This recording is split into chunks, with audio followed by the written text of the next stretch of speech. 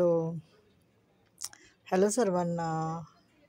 कसे आहात सर्वजण? मजेतच असतात. झालं जेवण वगैरे? माझं पण झालं. काय झालं, परवाच्या दिवशी मी अशीच थोडी वॉकिंगला गेले होते. 2-3 दिवस झाले हो वॉकिंगला गेले होते मी. आज खूप गरम होत होतं. काल नाही, काल तर खूप पाऊस आला आमच्या इकडे. तर एक माझा वर्ग मित्र आहे. तो असाच बसला होता मोबाईलमध्ये डोकवत. तर मी म्हटलं, का रे आज एकटाच आलास, बायकोने आली का? तर म्हणे, नाही अरे तिला खूप काम आहे घरामध्ये, तर ती काय आली नाही. तर मी म्हटलं ठीक आहे.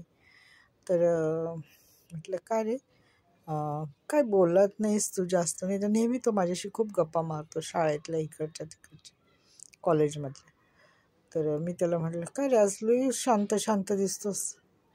तर म्हणे, अरे आता मी ना शांतच राहतो बाबा. घरात पण माझी बायको आहे ना, इतकी कटकट कटकट करत असते ना माझ्याशी, तर मी ना तिला उत्तरच देत नाही.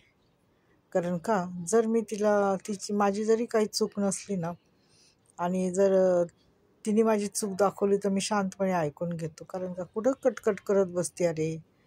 किती वाद होतो माहिती आहे ना तुला, एका शब्दाचे 10 शब्द. मग ती किती तरी चिडती आणि किती ती आदळआपट करते, रागराग करते, आणि मग टोकाची भूमिका होते, आणि मग ती रुसते.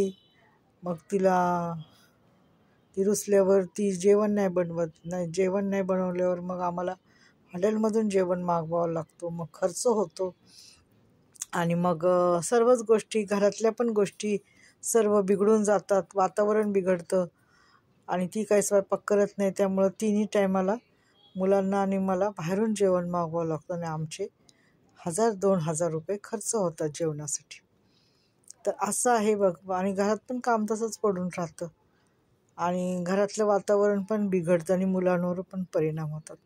तेव्हा मी आता एकच, माझा मित्र आहे, त्याने मला एक गोष्ट सांगितलेली आहे, की तो म्हणाला, अरे कधी पण बायकोचं तोंड चालू असलं ना पट्ट्याच्या गिरणीसारखं, तर तू शांत हो. कारण का, ती बोलून थोड्या वेळाने विसरून जाईल. पण तुला भांडण जर झालं, आणि तू जर तिला एखादा शब्द रागाच्या भरात बोलला, तर ती तीच पकडून बसेल, की तुम्ही मला असे बोलले, तुम्ही मला असे बोलले, तुम्ही मला असे बोलले.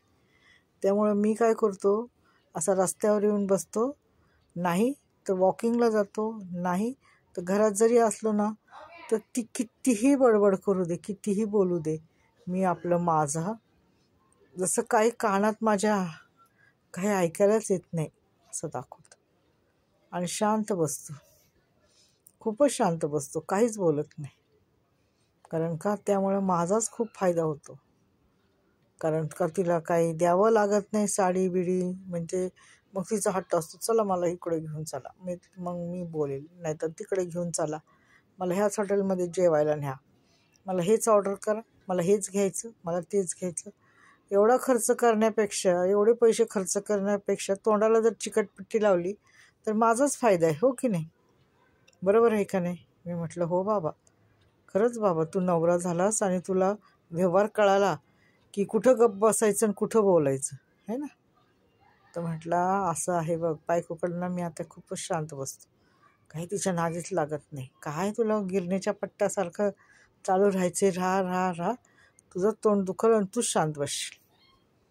तर बघा, नवरे किती हुशार झालेत आजकाल, हो की नाही? धन्यवाद.